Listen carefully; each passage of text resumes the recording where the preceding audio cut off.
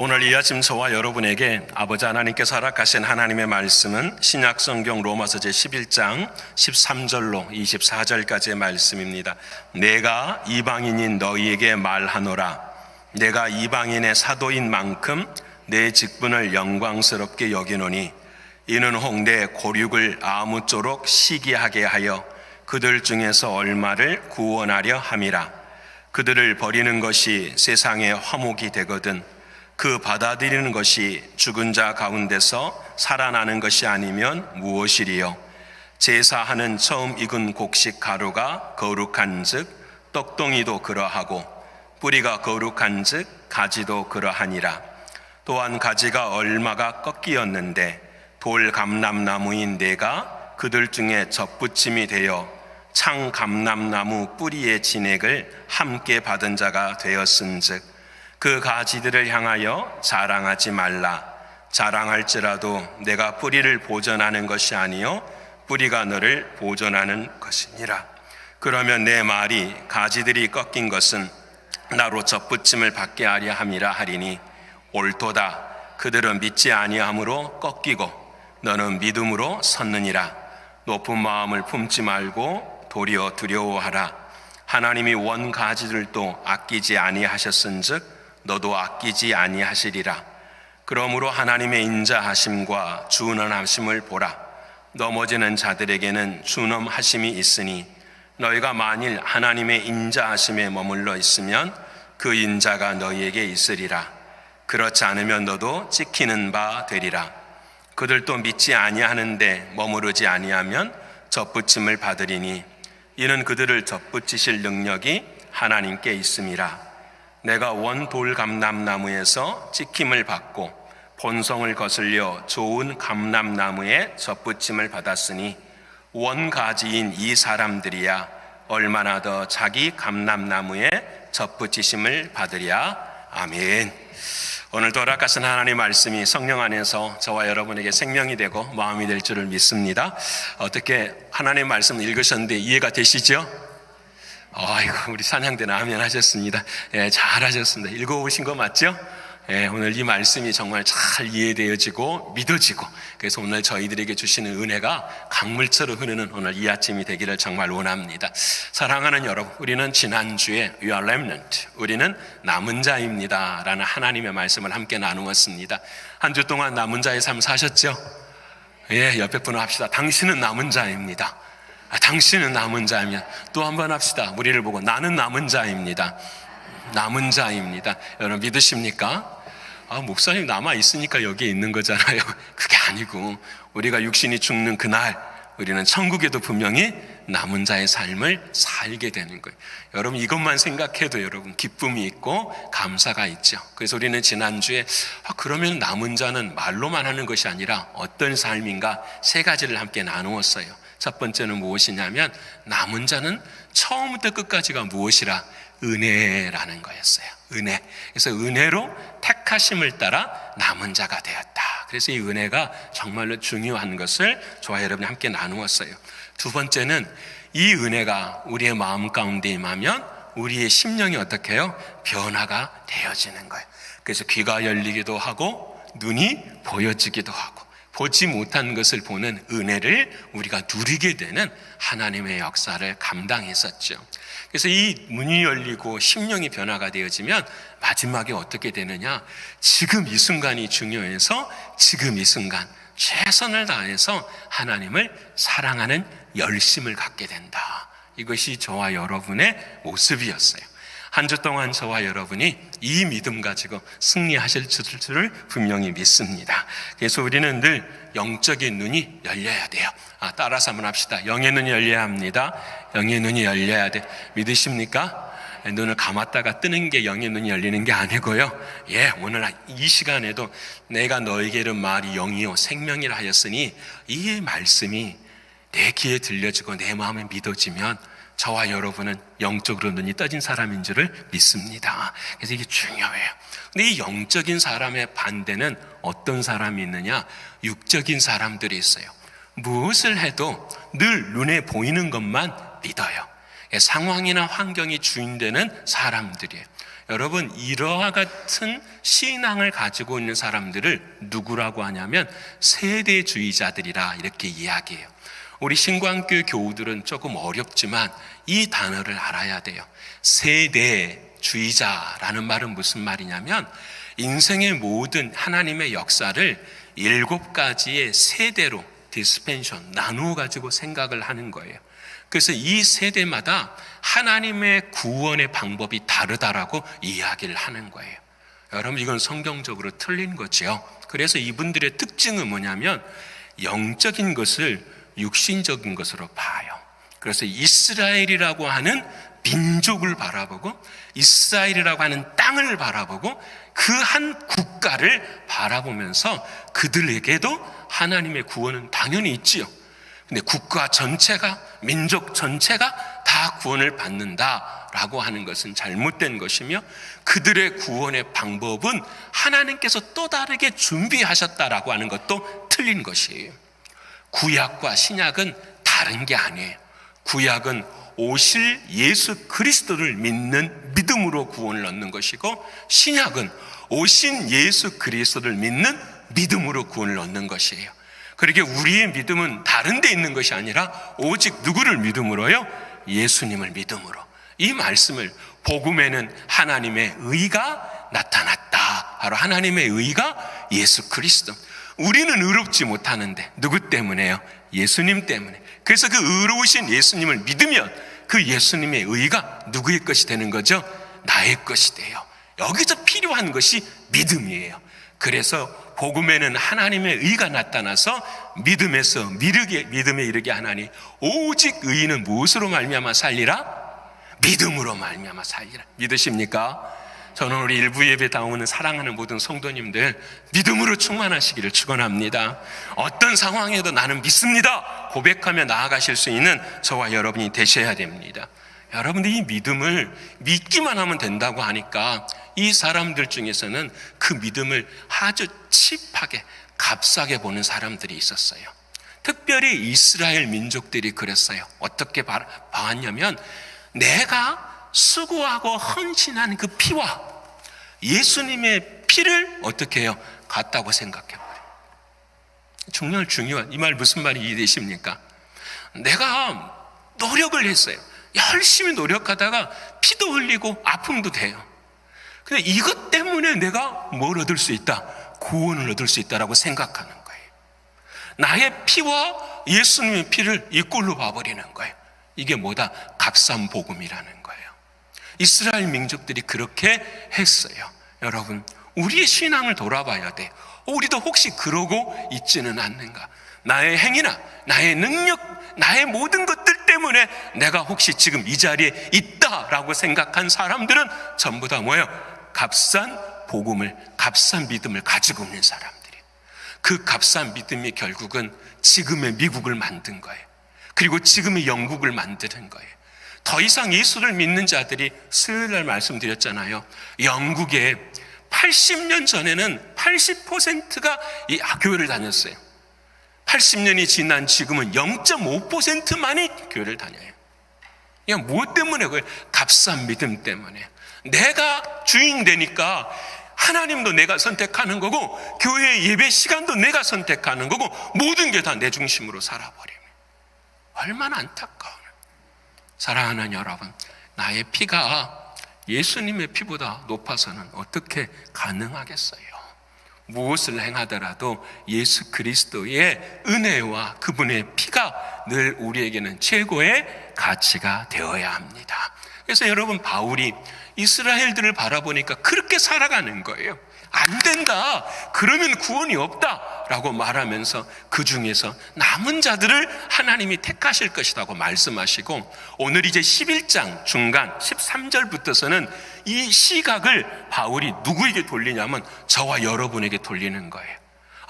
이스라엘 사람들만 그러냐? 아니다. 이방인들 중에 너희들도 그러한다라는 거예요. 이방인이라는 말이 성경에는 그렇게 좋은 말이 아니에요. 이스라엘 백성들이 스스로 선민이라고 생각하고 자기 유대인들이 아닌 모든 사람들은 뭐다? 아웃사이더라고 이렇게 이방인을 이야기하는 거예요. 그래서 성경에는 요즘 이방인을 나그네 또는 외국인 이렇게 번역을 하죠. 저와 여러분도 마찬가지잖아요. 외국인으로 번역을 해서 우리들의 모습이. 그러니까 바울이 이제 시각을 돌리는 거예요. 이스라엘만 그런가? 아니야. 이방인들도 그런 모습이 있다라는 거예요. 그래서 오늘 저와 여러분이 함께 생각해야 될 게 바로 그거예요. 값싼 복음, 나의 피를 예수의 피와 똑같이 여기는 사람들은 뭐냐? 꺾어진다라는 거예요. 하나님이 반드시 꺾어버리겠다라는 거예요. 그런데 예수의 피를 더 긍휼히, 더 높이 가치 있게 여기는 사람들은 하나님께서 어떻게 하시냐? 접을 붙여주시겠다라는 거예요. 그래서 오늘 나는 결단해야 돼요. 꺾이는 자가 될 것인지 접붙임을 받은 자가 될 것인지. 바라는 것은 오늘 제목처럼 우리는 모두가 다 접붙임을 받은 자가 되기를 축원합니다. 여러분, 접붙여야 돼요. 자, 그러면 오늘 무엇을 경고하는가? 그 경고에 따라서 내 신앙의 모습을 돌아보면서 오늘 은혜를 얻어야 돼요. 첫 번째는 뭐냐? 오늘 사도 바울은 뭘 이야기하냐? 뿌리의 중요성을 이야기해요. 뿌리를 기억하라 라고 말해요. 옆에 분 합시다. 뿌리를 기억해야 됩니다. 뿌리를 기억해야 돼요. 뿌리를 기억해야 돼요. 오늘 본문 16절의 말씀입니다. 우리 같이 한번 읽어볼까요? 16절 말씀자 시작.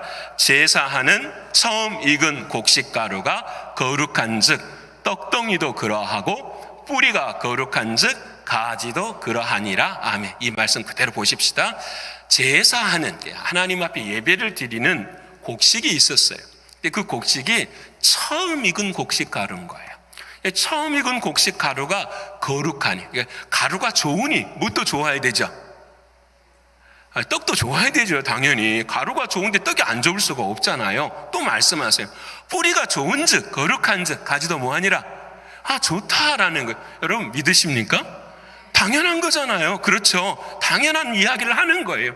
이 말씀은 어떤 말이냐? 사랑하는 여러분, 여러분의 시작은 좋았어. 근데 왜 중간에 가서 뭐가 되느냐? 변질이 되느냐라는 거예요. 자, 그럼 질문해야 되죠. 왜 변질됐을까요? 똑같은 가루를 가지고 똑같은 떡을 만들었는데 왜 변질이 됐을까라는 것, 이것이 중요하다라는 거예요. 자, 여기서 깊이 있게 들어가야 될 말씀의 두 가지가 있어요. 그것은 뭐냐면 바로 거룩이라는 거예요. 여러분, 밀가루가 어떻게 거룩하겠어요? 그렇죠? 근데 오늘 그 밀가루가 사용되어지는 장면에 그 밀가루를 거룩한 밀가루라고 이야기해요. 자, 우리 신광의 성도님들은 거룩이 무엇인지를 알아요. 옆에 분하고 거룩 설명해 보십시다. 거룩은 이런 거야. 자, 빨리 해보세요. 말씀도 안 하고 몇 번 이야기했어요. 수십 번 더 이야기했어요. 거룩은 뭐죠, 여러분?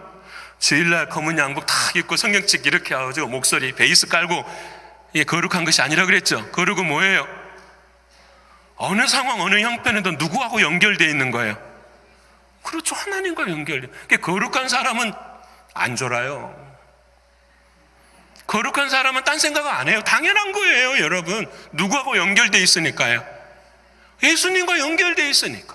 몸이 아프고 태풍이 불고 별일이 다 일어나도 그 사람은 어떻게 해요? 하나님과 단단히 붙어 있는 것, 그것을 바라보고 하나님은 뭐라고 말씀하신다고요? 저 사람 참 거룩한 사람이야 라는 거예요. 구별된 사람이라 남은 자라고 이야기하는 거예요. 그럼 곡식이 언제 처음 거룩하게 됐을까? 우리가 성경을 보면은 이 말씀을 기록할 때 이 유대인들은 다 아는 거예요. 근데 우리는 몰라. 왜냐하면 이 곡식이 언제 거룩해지는 거야? 도대체 이해가 안 되는데, 여러분, 이스라엘 백성들이 출애굽을 하고 난 다음에 출애굽할 때 유월절의 역사가 일어나잖아요. 어린 양을 잡아라. 그리고 그 피를 문설주와 임방에 바르라. 그리고 그 피 속에 들어가 있는 사람들은 오늘 이 밤에 죽음의 사자가 넘어갈 것이다 라고 이야기를 하나님이 하시죠. 그래서 그 속에 들어간 사람들은 다 어떻게 했어요? 살았어요. 중요한 것은 그 피 속에 들어갔다라는 것은 그 피 속에서 살았다라는 것 이전에 내 자신이 뭐예요? 죽었다라는 걸 의미하는 거예요. 이것을 잊어버리면 안 돼요. 우리 신앙에 내 자신이 죽은 거예요. 죽고 난 다음에 하나님께서 그 죽음의 신이 넘어가고 난 다음에 우리를 뭐 하신 거죠? 살려주신 거예요. 예수님이 십자가에 죽으시고 부활하심으로 그 부활하신 주님을 믿음으로 우리가 어떻게 해요? 산 거예요. 이것이 믿음입니다. 이게 너무너무 감사한 거예요. 6월절 이스라엘 백성들에게. 그래서 이 시간이 지나자마자 3일째 그때가 어느 때였냐면 보리를 추수하는 때였어요. 그래서 이 보리를 추수해다가 그것으로 가루를 만들어 가지고 하나님 앞에 뭘 드리는 거죠? 제사를 드리는. 그래서 오늘 16절 처음에 다시 말씀 보시면은 뭐라고 나오냐면은 16절 처음에 제사하는 처음 익은 곡식이다 이렇게 말씀을 하시는 거예요. 이제 이해가 되시죠? 왜 이 곡식이 거룩하지? 예수 그리스도 그분으로 인해서 죽고 살아서 나는 이제 누구 안에 있으니까? 예수 안에 있으니까. 그 예수님이 나의 참 열매가 되시니까 나도 이제는 열매가 돼요, 안 돼요? 열매가 되는 거예요. 믿으십니까? 그러니까 다시 설명하면 너 뿌리가 뭐지? 이 말이잖아요. 너 뿌리가 뭐지? 너의 행위에 있어? 아니, 누구에게 있다라는 거죠? 6월절에 예수 그리스도 우리 주님께 있다라는. 그 다음 설명하는 것이 뿌리도 거룩하니 가지도 뭐하리라? 거룩하니라. 이것을 좀 설명해 보면은 처음 익은 곡식이나 뿌리는 이스라엘들 중에서 남은 자들을 이야기하고, 그 다음에 떡덩어리나 가지는 누구를 말할까요? 이방인직에서 우리도. 그런데 여러분 중요합니다. 내가 거룩해질 수 있는 것은 이스라엘 사람들이 가지는 행위와 율법으로 거룩한 것이 아니라 오직 누구의 은혜로? 하나님의 은혜로 우리가 뭐하게 됐습니다? 거룩하게 됐습니다. 그래서 우리는 뭐하지 말아라? 자랑하지 않다라는 걸 말씀하는 거예요. 근데 우리는 살아가면서 나의 뿌리를 어디에 두고 살아가느냐라는 거예요. 우리가 이민사에 와서 가장 처음에 만났을 때 하는 말이 뭐지? 내가 한국에 있었을 때는 이런 사람이야. 다 만나면 이런 이야기 하셔. 내 조상이 이런 사람이고 말이지, 내가 이런 학교를 나왔고 내가 이런 일을 했고, 진실인지 아닌지는 모르겠지만 저는 다 믿어요. 하여튼 다 믿는데, 근데 마음이 한편으로 안타까워요. 중요합니다. 저는 이렇게 속으로 질문을 해요. 그러면 맞지요? 그러면 제가 이렇게 한번 물어볼게요. 그것이 당신이십니까? 어제의 나가 오늘의 나입니까? 물어보고 싶은 거예요. 여러분 어떠십니까? 어제의 나가 오늘의 나입니까? 아니잖아요. 육신적으로도 어제보다 오늘이 흰머리가 하나 더 났을 수도 있잖아요. 달라요. 우리는 어제의 나가 오늘의 내가 아니에요. 근데 우리는 이렇게 믿고 살아요. 어제의 나가 오늘의 나인 것처럼 믿고 살아요. 나의 소유나 나의 생각들 다 이렇게 믿고 살아요. 그래서 사랑하는 바울이 영적인 아들 디모데에게 디모데서 4장 7절에 이렇게 말씀을 해요. 사랑하는 디모데야 라고 말합니다. 시작. 망령되고 허탄한 신화를 버리고 경건에 이르도록 내 자신을 연단하라. 망령되고 쓸데없고 허탄하다, 그 그림자와 같이 사라질 그런 것들에 뿌리를 두지 말고 뭐에 뿌리를 둬라? 경건에, 하나님과 나와의 관계에 뿌리를 두도록 너 자신을 뭐하라? 연단하라 말씀하고 계십니다. 오늘 이스라엘 백성들이 그 일을 하지 못하는 거야. 어떻게 하지 못했을까? 그럼 어떻게 우리는 이 망령된 신화, 허탄한 신화를 버릴 수 있을 것인가? 여러분, 예수님께서 가이사라 빌립보에 오셨어요. 이제 십자가를 지셔야 돼요. 그런데 그 전에 제자들에게 물어보시는 거예요. 제자들아, 너희는 나를 누구라 하느냐? 정말 중요한 거잖아요. 어제의 나가 오늘의 나이냐? 오늘의 나가 내일의 나이냐? 라고 이 말씀을 물어보시는 거예요. 너희는 나를 누구라고 하느냐? 그때의 제자들이 말하죠. 어떤 사람은 에레미야라고도 합니다. 지식 가지고. 어떤 사람은 엘리야라고도 합니다. 어떤 사람은 세례 요한이라고도 합니다. 자신들이 가졌던 과거의 지식과 경험과 성경적인 지식을 가지고 누구를 해석하는 거죠? 예수님을 해석하는 거예요. 이게 육적인 해석이죠. 육신의 해석이죠. 그때 베드로가 갑자기 튀어나오더니 자기도 모르는 말을 해요. 뭐라고 말하죠? 주는 그리스도시요 살아계신 하나님의 아들이시니다. 여기까지 했으면 얼마나 좋았겠어요. 근데 주님께서 베드로야, 참 잘했다. 근데 이를 알게 한 이는 혈육이 아니요 하늘에 계시는 나의 아버지시니라 말씀하는 거예요. 내가 예수를 알고 나의 뿌리를 알 수 있는 유일한 길은 무엇이냐? 어떤 눈이 떠져야 돼요? 영의 눈이 떠져야 돼요. 믿으십니까? 그 영의 눈이 어떻게 떠집니까? 쉬워요. 주는 그리스도시요 살아계신 하나님의 아들이십니다라고 고백하는 거예요. 자, 믿으십니까? 우리 한번 해보시죠. 하나님은 살아계신 하나님인 걸 믿으십니까? 그 예수 그리스도가 하나님이신 걸 믿으십니까? 아멘. 이것은 여러분 자 봐요. 나의 힘과 나의 능력으로 되는 고백이 아니라 누가 행하게 하시는 고백이죠. 예, 하늘에 계신 누가? 내 아버지가, 너의 하나님이 가르쳐주신 무엇이라? 고백이라. 이걸 마음으로 믿어 의에 이르고 입으로 시인하여 너가 뭘 이루느니라? 구원을 이루느니라 라는 거예요. 바로 이것이 영적인 눈이 열려져 있는 거예요. 자, 오늘 사랑하는 이스라엘과 이방인들에게 경고하는 거예요. 여러분 구원 얻었어요. 예배당에 나와서 예배 드리세요. 그런데 여러분의 뿌리가 무엇입니까? 라고 물어요. 사람입니까? 상황입니까? 환경입니까? 아니라 여러분의 뿌리는 하나님의 약속이고 하나님의 은혜다라고 말씀하시는 거예요. 이게 중요한 거예요. 뿌리 그러면은 어릴 때부터서 우리 기억 속에 남아있는 거 있어요. 쿤타킨테 혹시 기억나십니까? 어릴 때 그 미국 방송에서 나온 몇 부작의 시리즈 영화 알렉스 헤일리의 뿌리라는 책을 읽으면서도 어릴 때는 도대체 그게 뭔 내용인지 몰랐어요. 근데 그 어릴 때도 생각해 보면은요, 뭐가 제일 답답했냐면은요, 그 쿤타킨테라는 그 흑인이 아주 한 7대 아프리카의 노예로 살다가 잡혀와서 미국 땅에서 노예의 삶을 사는 거예요.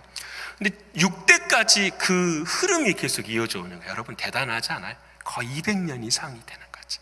그때까지 이 흑인들의 삶들이, 여러분 이 미국 땅이 흑인의 평등권이 일어난 지가 얼마 되지 않아요. 여러분 이 흑인의 삶을 살아가는데, 우리가 방송을 보면은 그때 이해가 안 되는 게 뭐냐면 그 쿤타킨테, 그 주인공 이름이 쿤타킨테인데, 이 쿤타킨테는 항상 그 삶을 견뎌요.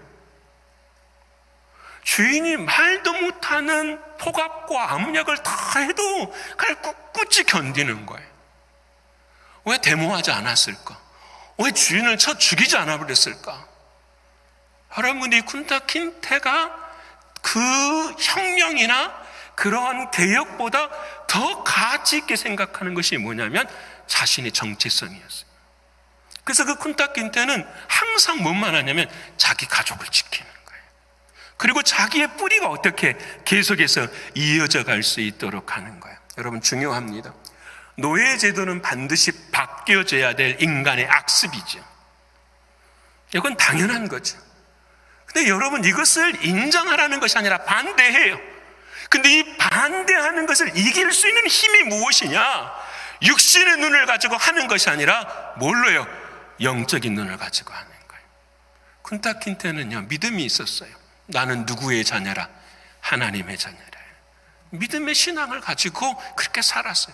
세상의 사람들은 저렇게 불쌍하게 사는, 그러려면 하나님 믿지 마, 이렇게 말할 수 있는 사람들의 시각 속에서도 그는 어떻게 해요? 하나님의 섭리와 하나님의 이끄심을 믿고 그들의 가정을 지켜가는 거예요. 여러분, 그게 뿌리. 그래서 여러분이 쿤타킨테의 후손인 제 7대 후손이 누구냐면 알렉스 헤일이라는 사람이 자기 그 외할머니의 가문을 쭉 연구하면서 글을 쓴 글이잖아요, 여러분. 이 알렉스 헤일이라는 이 사람이 이 글로 퓰리처상도 받고 막 그러지만 한 가지 재미있는 에피소드가 있어요. 어떤 사람이 이분이 이 글로 인해서 엄청난 작가의 반열에 서게 됐어요. 그래서 그 집에를 찾아갔는데 너무 이렇게 누추하고 초라하고, 그리고 한 가지 뭘 봤냐면은 그림이 하나 있는 거예요. 자, 이 그림을 한번 보여주실래요? 이 그림이 그냥 이 그림은 아닐 거예요. 근데 내용은 이 그림이에요. 이게 뭐냐면 담이 있어요. 담 위에 뭐가 올라와 있는 거죠? 거북이가 올라가 있는 거예요. 이 사람이 이야기하는 거예요. 야, 저 그림 너무 좀 이상하지 않니? 누추하지 않니?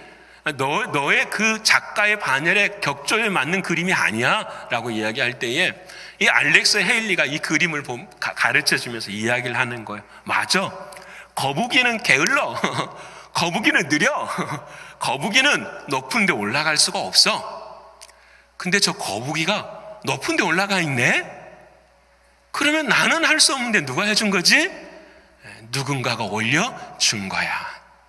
그래서 자기 이야기를 하는 거야. 나는 게으르고 나태하고 나는 흑인이고 아무것도 할 수 없는데 내가 지금 이 자리에 담 위에 서 있을 수 있는 것은 누구의 은혜라? 하나님의 은혜라. 이걸 바라보며 여러분, 그래서 이 제목이 뭐냐면 담장 위에 있는 거북이에요. 여러분, 저와 여러분의 인생이 그렇지 않나요? 우리의 영의 눈이 띄어져서 하나님이 주시는 그 놀라운 은혜로 여러분, 우리는 게으르고 나태하고 우리는 늘 육신적에 살지만 하나님은 우리를 부르셔서 영의 눈을 띄워주시고 하나님의 뜻 가운데 우리의 뿌리가 무엇인지를 기억하게 하시는 거예요. 사랑하는 여러분, 가루가 거룩하면 떡덩이도 거룩하고, 나무의 뿌리가 거룩하면 줄기도 가지도 거룩한 줄 믿으십니까? 아멘. 옆에 분 합시다. 나는 영적인 존재입니다. 여러분, 이 말이 얼마나 귀하고 아름다운 말이. 여러분 삶을 바꿔버려요. 여러분의 모든 삶을 바꿔버리는 거예요. 나는 영적인 존재. 하나님 안에서 바라보고 하나님 안에서 생각하고 하나님 안에서 견뎌낼 수 있는 신앙이, 모든 게 잘 된다라는 말이 아니라 세상 사람들은 이 알렉세일처럼 뭐라고 할 수 있지만 그 안에서 자유함을 가지고 살아갈 수 있는 인생이 되는 거예요. 이게 영적인 존재. 사랑하는 여러분, 우리의 뿌리는 하나님의 은혜입니다. 이걸 붙드시는 저와 여러분 되시길 축원합니다. 이제 두 번째로 사도 바울이, 주님이 사도 바울을 통해서 말하는 것은 무엇이냐면, 너희가 이방인의 구원을 얻었는데 너희들이 두 번째 것을 생각해야 돼. 너희는 어떤 사람들이냐면 접붙임을 받은 사람들이다 라고 이야기를 하는 거예요. 오늘 보면 17절의 말씀인데요, 우리 같이 한번 읽어볼까요? 자, 시작. 또한 가지가 얼마나 꺾이었는데 돌 감람나무인 내가 그들 중에 접붙임이 되어 창 감람나무 뿌리의 진액을 함께 받은 자가 되었은즉 아멘. 자, 이 말씀은 어려워요. 저를 잘 보셔야 돼요. 그리고 오늘 이 말씀을 잘 이해하시면 우리 구원의 길이 열리는 거예요. 잘 들어보세요. 감람나무라고 하는 것은 올리브나무를 이야기하는 거예요. 이 올리브를 우리가 한문으로 바꿔서 말할 때 감남이라고 써요. 그래서 발음도 잘 안 되니까 저는 올리브나무라고 이야기할게요. 올리브나무는 두 종류가 있어요. 사진 첫 번째 한 장을 보시면은 아주 광야에 이런 나무예요. 아주 수명도 오래, 그래서 여러분, 겟세마네 동산에 올리브나무가 2000년 된 올리브나무가 있어요. 예수님이 기도하실 때 함께 옆에 있었던 나무들이 진짜 있어요. 여러분, 이 올리브나무는 어떤 나무냐면은 야생 올리브나무예요. 야생 올리브나무를 우리는 뭐라고 말하냐면 돌감람나무라, 와일드 올리브 트리라고 이렇게 이야기를 하는 거예요. 이 감람나무하고 또 다른 사진을 여러분 보시면 이 감람나무는 잎부터 달라요. 그렇죠? 파릇파릇하면서 크기는 비슷하지만 아주 정말 나무다운 나무예요. 이런 나무를 뭐라고 하냐? 참 감람나무다, 이렇게 이야기를 해요. 돌 감람나무에서도 올리브 열매가 맺히지만 그 올리브 열매는 거의 쓰지를 못해요. 왜? 기름이 없어서요. 근데 참 감람나무의 열매의 올리브는 우리가 잘 써요. 그래서 여러분, 레스토랑 가면은 빵을 어디에 찍어 먹죠? 올리브 기름에 찍어 먹잖아요. 그렇죠? 안 찍어 드십니까? 있잖아요. 치즈에다가도 먹는 그 올리브가 저 나무에서 나오는 거예요. 자, 그런데 오늘 본문의 말씀이 왜 중요하냐? 원래 농사를 짓는 것은 이렇게 하는 게 아니래요. 자, 농사를 짓는 것은 여러분 어떠냐면 돌 감람나무가 크게 하나가 있어요. 거기에다가 창 감람나무 가지를 끊어다가 젖을 붙여요. 여러분, 그렇죠? 단감나무도 그래요. 떫은 나무가 이렇게 있어요. 근데 이 떫은 나무에서는 떫은 감만 나오니까 그 가지를 다 잘라버리고 단 감람나무에 가지를 붙여요. 그래서 수확을 더 많이 하게 해요. 그래서 이 가지를 붙이면은 그 가지에 달린 나무는 뭐가 되죠? 단감이 되는 거예요. 여러분, 믿으십니까? 원래 그래요. 여러분, 농사를 안 지어보면 원래 그래요. 그게 하나님이 만드신 법칙이에요. 근데 여러분, 오늘 바울은 이 말씀을 말씀하시면서 우리가 한 가지를 더 하는 거예요. 뭐라고 말하냐면, 아니, 방법이 바뀌어졌어. 뭐라고 바뀌어졌냐면 돌 감람나무를 센터에 세운 것이 아니라 참 감람나무를 센터에 세웠다라는 거예요. 그리고 난 다음에 돌 감람나무 가지를 참 감람나무에 어떻게 접을 붙였다라는 거예요.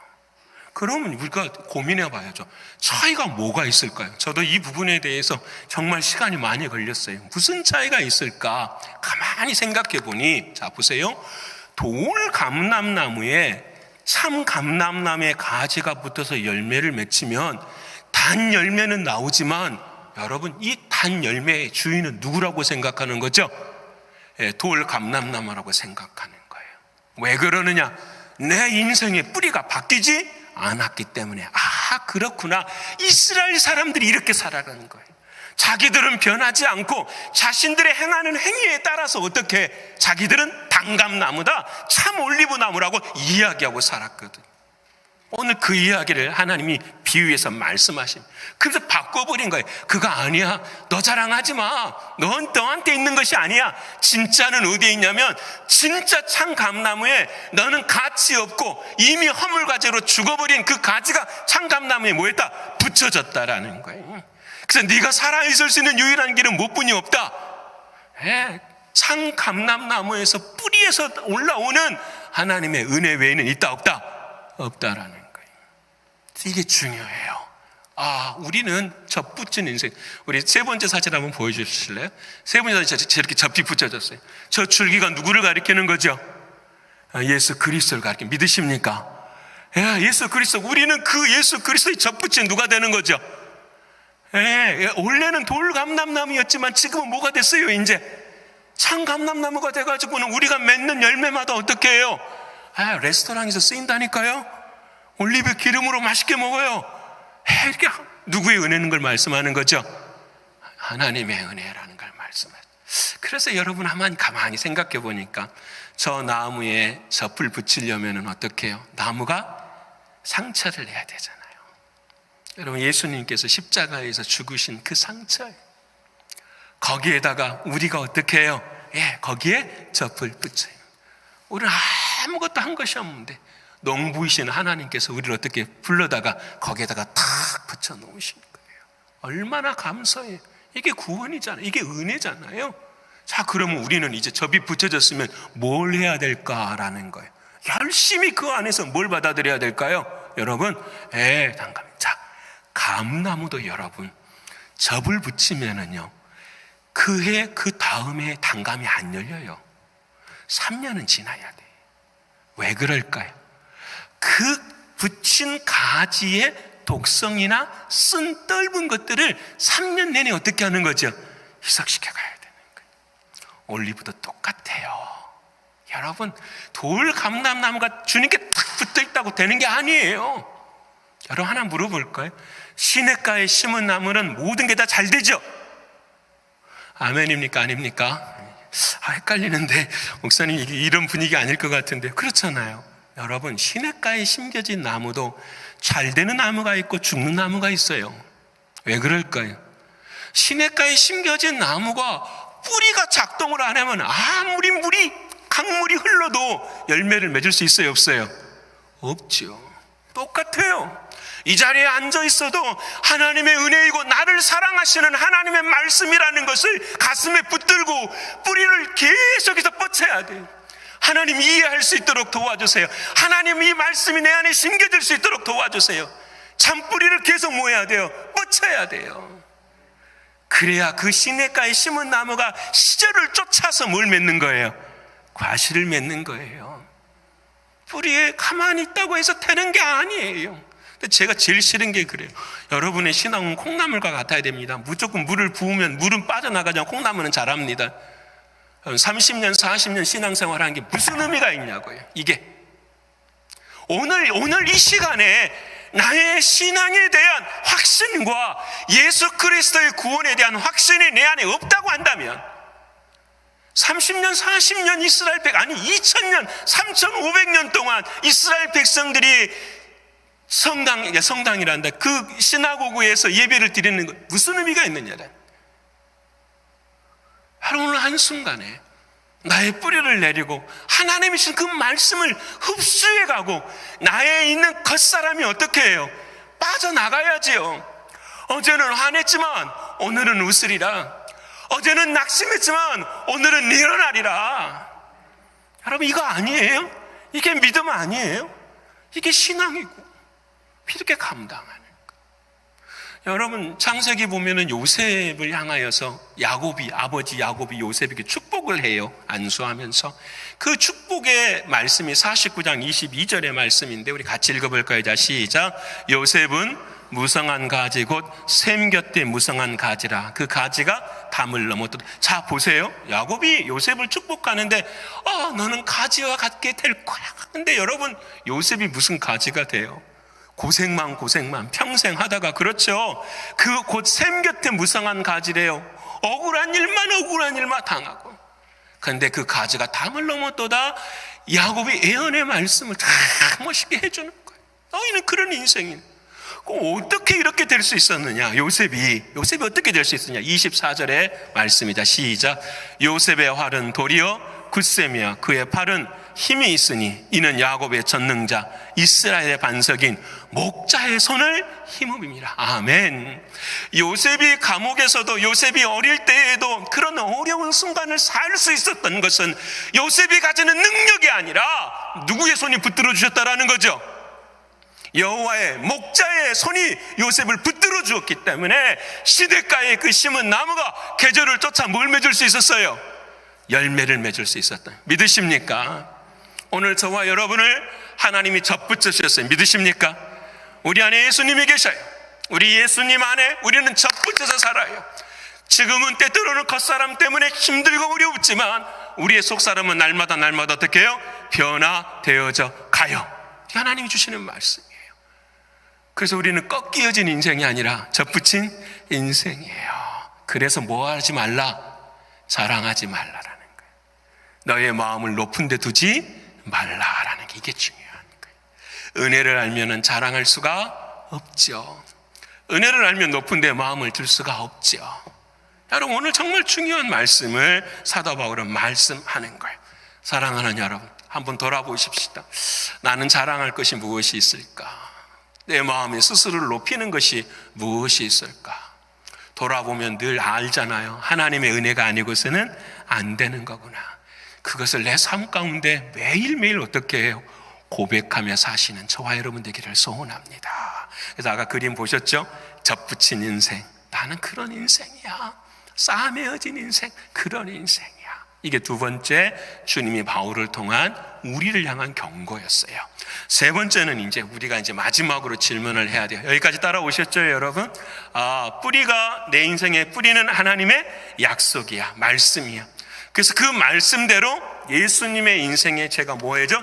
접붙여서 사는 인생이에요. 자, 그런데 한 가지 이제 이해되지 않는 일이 있어요. 그건 뭐냐면, 우리가 나무에 접을 붙여서 이렇게 딱 이렇게 보면은 모든 나무들이 접이 붙여져 있으면은 그 나무들이 다 열매를 맺어야 되는데 그렇지 않은 가지도 있다라는 거잖아요. 그렇죠? 왜 저 가지에는 왜 열매가 안 맺지? 툭 치면 그 가지가 어떻게 해요? 부러지는 가지가 있지라는 거예요. 이게 중요한 우리 지점이에요. 오늘 세 번째 우리가 생각해야 될 건, 오늘 주님이 바울을 통하여서 봐라, 접붙여 있는 가지들이 다 있어. 근데 왜 쓰러지지? 왜 열매가 맺혀지지 않지? 주님은 열매를 보고 나무를 안다고 말씀하셨는데 왜 그렇지? 왜 내 삶 가운데 어려움이 있고 힘들고 어려운 일들이 생겨가는 거지? 왜 그렇지? 라고 질문했을 때에 오늘 주님은 바울을 통하여서 우리에게 너무 중요한 한 가지의 말씀을 해요. 그게 바로 20절과 23절의 말씀인데요. 우리 20절 말씀 같이 읽어볼까요? 자, 시작. 옳도다. 그들은 믿지 아니함으로 꺾이고 너는 믿음으로 섰느니라. 높은 마음을 품지 말고 도리어 두려워하라. 중요한 단어가 뭐예요? 왜 꺾였다고 하세요? 그렇죠, 믿음으로. 또 23절 볼까요? 23절 말씀입니다. 시작. 그들도 믿지 아니하는데 머무르지 아니하면 접붙임을 받. 이 말이 뭐가 이렇게 어려워요? 믿는데 있으면은 접붙임을 받는다, 그 말인 거잖아요. 그렇죠? 예, 믿음이. 이는 그들을 접붙일 능력이 하나님께 있음이라. 아멘. 나무에 접이 붙여지는데 그 접 붙인 나무가 열매를 맺을 수 있는 유일한 길은 뭐밖에 없다? 믿음밖에 없다. 믿으십니까? 자, 하나님이 우리를 예수 믿는 사람으로 세워주셨어요. 믿으시죠? 베푼 아버지, 당신은 예수 믿는 사람입니다. 당신, 이 말을 바꾸면 이렇게 말할 수 있죠. 당신은 접붙임 받은 사람입니다. 그렇죠? 근데 이 접붙임 받은 사람이 꺾여지는 날이 있다라는 거예요. 왜 그러느냐? 접은 붙여졌는데 뭐가 없다라는 거죠? 믿음이 없다라는 거예요. 믿음이 없다라는 거예요. 참 이게 중요해요. 행위는 있는데 뭐가 없다라는 거죠? 믿음이 없다라는. 행함이 없는 믿음은 죽은 믿음이지만 저는 이렇게 말씀드리고 싶어요. 행함보다 믿음이 더 중요하니라는 거예요. 행함이 다 있으면 믿음이 있지만 그 행함이 내가 주인되어 하는 믿음은 교만이잖아요. 그건 차라리 안 하는 게 낫는 거잖아요. 오히려 내가 행함이 있기 전에 뭐가 있어야 되죠? 믿음이 있어야. 그 믿음을 통해서 행함이 어떻게 해요? 온전한 행함이 될 수 있는 거지요. 그래서 오늘 바울은 말하는 거예요. 여러분, 다 똑같은 게 아니에요. 뭐가 있어야 돼요? 믿음이 있어야 돼요. 어떤 믿음이 있어야 되느냐? 이게 중요하죠. 제가 늘 말씀드려요. 믿음은 두 가지가 있다고 했어요. 나의 믿음이 있고 누구의 믿음이 있다? 예수님의 믿음이 있는 거예요. 믿으십니까? 여러분, 어떤 어려운 일이 생겼어. 나의 믿음은 주여, 이거 역사해 주세요. 고쳐주세요. 이루어 주세요. 근데 하나님은 그렇게 응답하시지 않으셔요. 이게 나의 믿음이에요. 예수의 믿음은 어떤 믿음이에요? 주여, 어떤 일이 생겨도 나는 이 상황 속에서 누구를 사랑하겠습니다. 주님 사랑해. 이게 누구의 믿음이죠? 예수의 믿음인 거예요. 나의 믿음과 예수의 믿음이 구별되십니까? 여러분, 이 믿음이 너무너무 중요해요. 그래서 오늘 이 사랑하는 사람들에게 믿음을 이야기하면서 이스라엘 백성이나 이방인들이나 가져야 될 믿음이 진짜 무언가를 본문 말씀에 이야기를 해주세요. 그 말씀이 바로 15절 본문의 말씀이에요. 우리 같이 읽어볼 거예요. 자, 시작. 그들을 버리는 것이 세상의 화목이 되거든. 이건 지난주에 설명을 했어요. 그래서 시기를 통해서 우리가 구원 얻게 되는데, 자, 그 받아들이는 것이, 그 떠났던 사람들이, 꺾여지는 사람들이 받아야 될 믿음이 무엇이냐? 그 다음 읽어볼까요? 자, 시작. 죽은 자 가운데서 살아나는 것이 아니면 무엇이리요? 라는 거예요. 우리는 꺾여져도 죽은 인생인데 그 죽은 인생을 하나님이 붙들어서 접붙여 주셔서 너희를 뭐하게 하셨다? 살게 하셨다라는 거예요. 죽은 자가 다시 살아났어요. 누구의 믿음이에요? 예수의 믿음인 거죠. 나의 믿음이 아니라 예수의 믿음이면은요, 자유하는 거예요. 믿으십니까? 정말 예수, 그 목사 예수의 믿음이 뭘까요? 여러분, 쉬워요. 백부장의 믿음. 자기 하인이 병에 걸렸어요. 근데 예수님께서 백부장아, 가자. 집으로 가자. 근데 백부장이 아니요. 주님이 내 집에 오는 것은 감당하지 못하겠습니다. 뭐만 해주세요? 말씀만 해주세요. 아니, 당신은 뭘 믿는데? 네, 저는 말씀하시는 누구를 믿습니다. 예수님이 하나님의 아들이시라는 걸 믿습니다라는 거잖아요. 그 하나님 말씀. 우리는 말씀을 들어요. 나는 말씀을 믿어요. 근데 그 말씀을 이루신 누구를 못 믿는 거죠? 예수님을 못 믿으니까 왜 말씀대로 안 되냐라는 거예요. 왜 말씀대로 이루어지지 않느냐라는 거예요. 그 말씀을 이루신 누구? 예수 그리스도, 그분을 먼저 믿음. 그게 예수의 믿음이잖아요. 그렇죠? 여러분, 사랑하는 베드로와 요한이 오늘같이 성전에 들어오려다가 누구를 만나죠? 예, 나면서부터 안전뱅이 된 자를 만나잖아요. 뭐라고 말합니까? 내가 줄 것은 없다. 내가 은과 금은 없지만 내가 너에게 명령하느니 내게 있는 곧 나사렛 예수 그리스도 이름으로 모아라. 일어나 걸으라. 근데 그 사람이 걸어난 거예요. 사람들이 그 베드로와 요한을 막 신이라고 충성을 해요. 그때의 베드로는 이렇게 말하지 않아요. 나의 믿음이 강하였기 때문에 이 일이 일어났다라고 말하지 않는 거예요. 뭐라고 말하느냐? 사도행전 3장 16절에 이렇게 말씀해요. 우리 같이 읽어볼 거예요. 자, 시작. 그 이름을 믿음으로 그 이름이 너희가 보고 하는 이 사람을 성하기. 그 이름이 누구예요? 예수 그리스도. 그 다음에 예수로 말미암아 난 믿음이 너희 모든 사람 앞에 이같이 완전히 낫게 하였느니라. 아멘. 그래서 나의 믿음은 필요해. 나의 믿음은 필요한데 이 나의 믿음 이전에 누구의 믿음을 믿어야 돼요? 예수 그리스도의 믿는 믿음이 되어야 돼요. 믿으십니까? 안 그러면은 전부 다 합리적인 믿음이 돼요. 상식적인 믿음이 돼요. 여러분, 내 믿음을 통하여서 상식이 일어난다고 하는 것은 신앙생활 할 필요가 없는 거예요. 내 믿음을 통하여서 상식이 아니라 뭐가 일어나야 될까요? 기적이 일어나야 되는 거죠. 어떤 기적일까요? 와, 상식은 어떤 거죠? 고난이 찾아오면 눈물 흘리는 것이 상식이에요. 엄청난 태풍이 불면 좌절하는 것이 상식이에요. 세상의 상식이에요.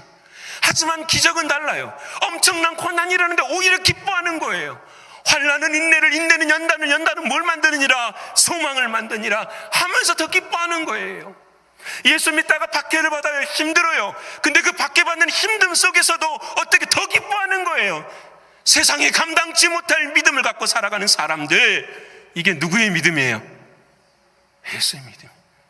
어깨 펴십시다. 여러분, 우리 당당해야 돼요. 내가 당당한 것이 아니라 나에게 믿음을 주신 그 주님이 당당하시기 때문에 그래요. 왜 세상에 저 살아요? 상식 안에서 믿음 갖고 살아요. 합리적인 믿음 아니잖아요. 그래서 때로는 하나님 우리를 가지치기 할 때도 있으세요. 뭐 때문에요? 믿음 가지라. 믿음 가지라. 그래서 우리의 신앙생활은요, 힘들고 어려운 거예요. 고통스러운 거예요. 근데 주님이 딱 한 가지 말씀하셔요. 믿음 생활 그 길이 뭐냐? 딱 한 가지 말씀하세요. 마태복음 16장 24절. 자, 한번 읽어볼까요? 자, 시작. 이에 예수께서 제자들에게 이르시되 누구든지 나를 따라오려거든 자기 십자가를 지고 나를 따를 것이냐. 자기를 부인해야 돼. 나의 겉사람. 그것을 부인하고 자기 십자가, 그 고난의 짐을 짊어지고 누구를 따라가는 거죠? 나를 따라가는 거예요. 이것이 우리들의 걸음이에요. 그래서 교만하지 말라, 자랑하지 말라. 너희는 오직 무엇으로 살아야 된다? 믿음으로 살아야 된다. 세 가지 말씀드렸어요. 하나님의 말씀이 뿌리입니다. 우리는 예수님께 접붙여진 인생입니다. 그리고 우리는 나의 믿음이 아니라 예수의 믿음을 가지고 살아야 되는 사람입니다. 이제 말씀 마치고자 합니다. 여러분, 그 물을 마시잖아요. 근데 물 중에서도 좀 비싼 물이 있어요. 그렇죠? 뭐가 좋은지는 모르겠지만 미네랄이 많다고 해서 에비앙이라고 하는 그런 물이 있어요. 그 에비앙의 이야기를 혹시 아십니까? 사진 한 장 먼저 보여주면은요, 에비앙은 저기 알프스예요. 스위스 알프스. 이 스위스 알프스에서 저 만년 빙하가 조금씩 녹아요. 그런데 어디로 스며들냐면은 땅 속으로 스며들어요. 땅 속으로. 땅 속으로 스며들고 난 다음에 그 다음 사진을 보여주시면 호수가 있어요. 레잔 호수라는 이 호수가 있어요. 이 호수를 밑으로 통과해가지고 어디까지냐면 프랑스 에비앙 지역까지 이르게 되는 거예요. 얼마 걸리냐면 15년 걸린대요. 15년. 여러분, 그런데요, 저 알프스 산 위에서 흐르는 물이요, 똑같이 흐르는 물이 있대요. 어디로 흐르느냐? 땅 속으로 스며들지 않고 육지 위로 흘러가는 물이 있대요. 근데 우리가 사서 먹을 수 있는 에비앙 생수는 육지로 흘러가는 물을 사는 것이 아니라 뭘 사요?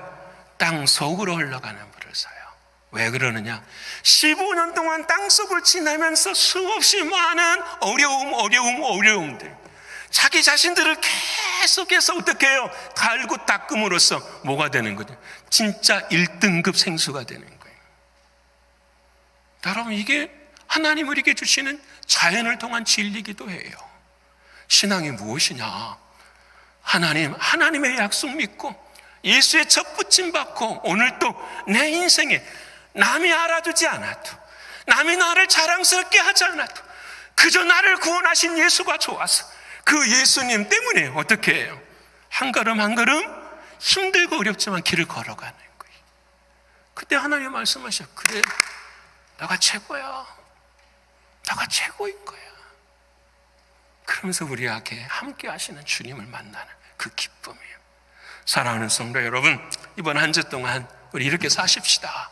내 뿌리가 뭔지 분명히 붙잡고 예수님께 접붙여 있는 그 은혜를 생각하면서 오직 예수의 믿음으로 나는 살리라 생각하면서 승리하시는 저와 여러분 모두가 되시기를 간절히 축원합니다.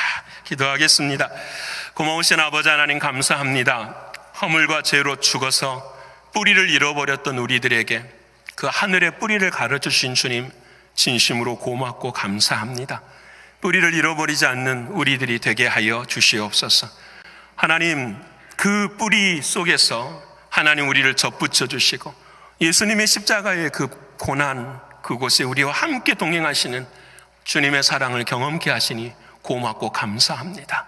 날마다 시냇가에 심은 나무처럼 사랑하는 주님, 사랑하며 살아가는 우리들이 되게 하여 주시옵소서.